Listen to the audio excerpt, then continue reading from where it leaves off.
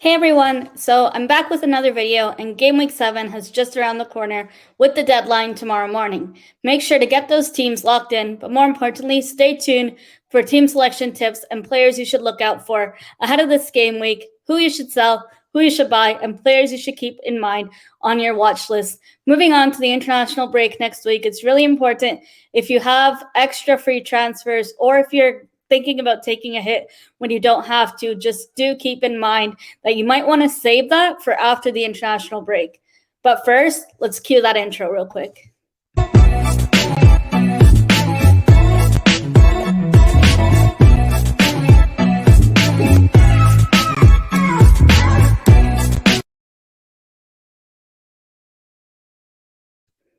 So in today's video, I'm going to be doing a rundown of my team selection locked in, ready to go for tomorrow, along with players I feel I should look out for going on into game week 8 after the international break, but also players I should think of selling later on in my new strategies. Now, with Man United failing to keep clean sheets consistently and also Luke Shaw being out injured, it's a 50-50 whether he's going to start. A lot of people have done the easy switch from Shaw to Rudiger, because Rudiger's nailed to start and also getting a lot more game time. Some people have even doubled up on a Chelsea defense and have even gone Rudiger and Alonso. Others have also gone with Cancelo or Diaz, considering Man City is playing Liverpool and they might be able to keep a clean sheet, but also the fact that City have very good fixtures from game week 8 up until 28. They have good fixtures, and that's a long-term prospect that you won't have to take a hit for in the long term. Now, I'll be sharing my team selection to show you what I've decided, show you guys what my strategy is, who I'm holding on to, and how I addressed the Trent Alexander-Arnold injury. Now, Trent is said to be back after the international break. Therefore, I did not sell him. I actually have him on my bench. Assuming he's going to be back right after the international break, he's a good asset to have. He's been getting me a lot of points in fantasy, and I don't think I just want to sell him yet. I know some of you guys have already sold him for those Chelsea and Man City assets, but I myself have chose to bench him and play one of my bench players instead. But first, let me show you my team selection, run through my teams, and tell you guys who you should be looking out for. And if you guys have a similar team to me, let me know your thoughts and who you feel is going to be the outscored this game week. And also, I'll be addressing captaincy choices as I've captained Romelu Lukaku and got rid of Cristiano Ronaldo. And with the early Man United fixture, I don't know whether it's going to come and bite me back, but I have decided to get rid of Ronaldo because Man United have tough fixtures coming up after this game week, and I think it's time to let go of CR7. Now, going on into my team, I am keeping double Brighton with Duffy and Sanchez. So Duffy ends up being my Trent Alexander-Arnold replacement right off my bench. I'm not taking any hits this game week. As you guys already know from my previous video, I ended up dropping significantly from 30K overall rank to 90K, actually 91K. And it's very, very horrible. I took a -8 and I just had an awful game week at the end. And although some of my players turned up, unfortunately, with Cristiano Ronaldo blanking, I'm sure most of the world suffered that, and so did I. So I am going double Brighton right up against Arsenal. But you know what? With the passion I have as an Arsenal fan, I'm confident that we will be able to get the win over Brighton. Somehow Brighton are trying to force a rivalry between us, which I don't understand at all. But hopefully it's Ty versus Mope, and we see the best out of Arsenal to get the 3 points. But I am going to play Duffy because I don't want to take a hit to get a new player in defense. I am playing Rudiger, who I brought in last week as a replacement for Connor Cody, saving me the hit from this week. Because Luke Shaw is a 50-50, I am still going to play him. Now, if he doesn't play, of course, Livermental will come right off my bench up against Chelsea. So it's going to be hard to see whether, Saints will be able to keep a clean sheet, but I really doubt it. Looks like Chelsea are just going to haul, and it's something inevitable. But you know what? It is what it is. You can't have every player replaced in your team with injuries or COVID, whatever it may be. I hope Shaw gets well soon, along with Trent Alexander-Arnold, and we should see both of them back after the international break. I do have my midfield of Salah, Sarr, Benrahma, Rafinha, and Jiata. Sarr, in just 2 game weeks alone, got 24 points, which is incredible, and a player to look out for if you guys don't already have him in your team. Said Benrahma, yet again in their European journey, scored for them and is a player to keep in just for this game week moving forward into Brentford, and then I'll look into moving him away along with Sarr and Rafinha onwards. Up front, I have Romelu Lukaku as a replacement for Cristiano Ronaldo.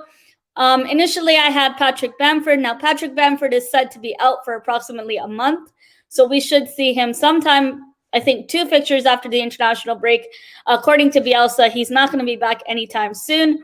So I do have Big Rom as Chelsea have good fixtures onwards. And Antonio, I am keeping him in there. Now, some of you guys are taking the brave stage to captain Mikel Antonio. Now, in the European game, Antonio went off after 60 minutes plus. And, we thought he had a groin injury, but instead it was just something minor. So hopefully he's fit to start and will play the full 90 minutes. Now, some of you guys are also going with the differential captaincy pick of captaining Rafinha. But the one thing I will say is kind of steer away from that, because you also know Rafinha does not have his target partner Bamford, so it might be hard for him to do everything on his own, and Leeds' defense is looking shaky at the moment. Now, Ayling is also out injured. If you guys don't already know, or if you guys have him, you might want to look at selling him, as he's not going to be playing for the fixture against Watford. Now, Watford are really, really poor.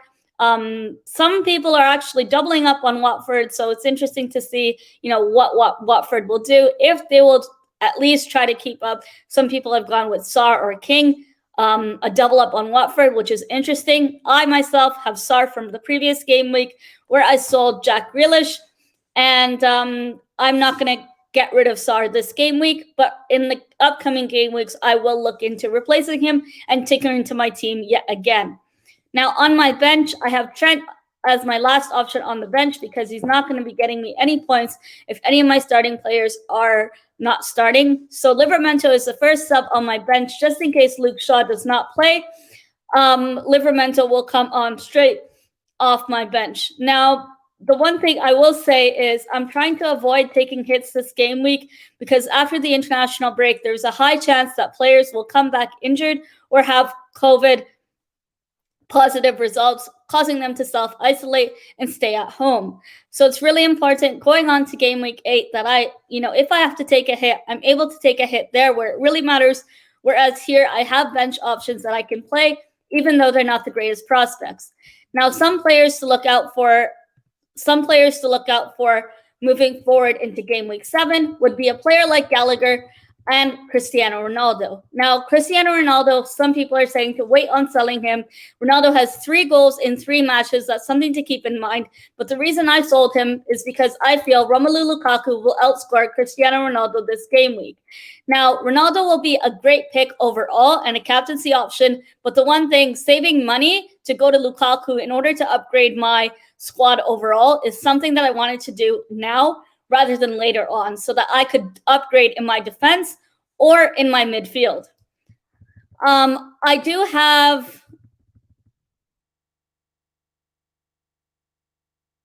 2 million in my bank right now, so that I can upgrade a midfielder or a defender later on.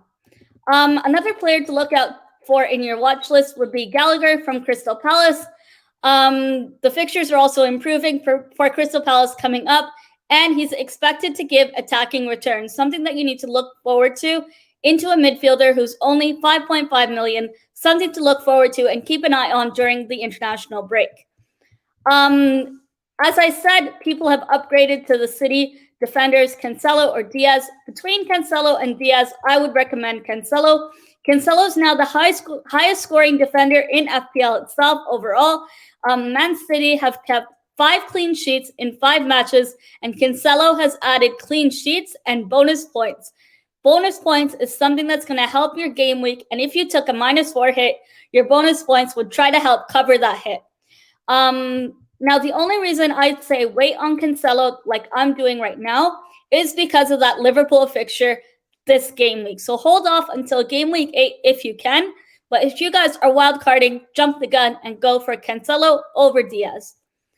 Another player a lot of people are getting into as a striker option, and a player who finally found the back of the net last week, he got his first goal of the season so far, is Jimenez. Now, Jimenez has a good fixture run, and it allows Wolves to continue scoring, and Jimenez will likely be more involved in the game. He's 7.5 million and is a really great option for a striker, someone to show up in getting goals or assists among all Wolves players. Someone to look out to for only 7.5 million. And if you guys are wildcarding, that's the player you want to have in your team.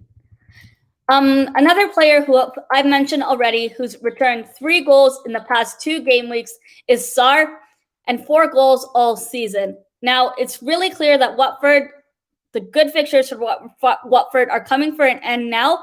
So after this game week, it's just a 1 week more punt left for me. And game week 8, I have to get rid of Sarr and look for a better option like a Man City midfielder or a Chelsea midfielder, or even those Arsenal assets like a Bukayo Saka or Emil Smith Rowe, considering their price points as budget midfielders, and also Arsenal's fixtures moving on are really good ahead of Brighton away.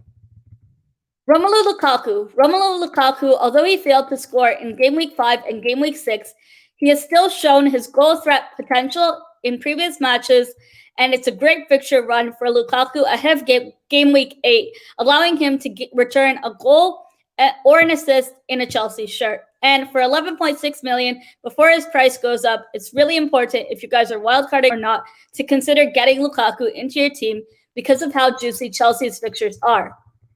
Now, this is another player I have in my team who I'm keeping just for this game week.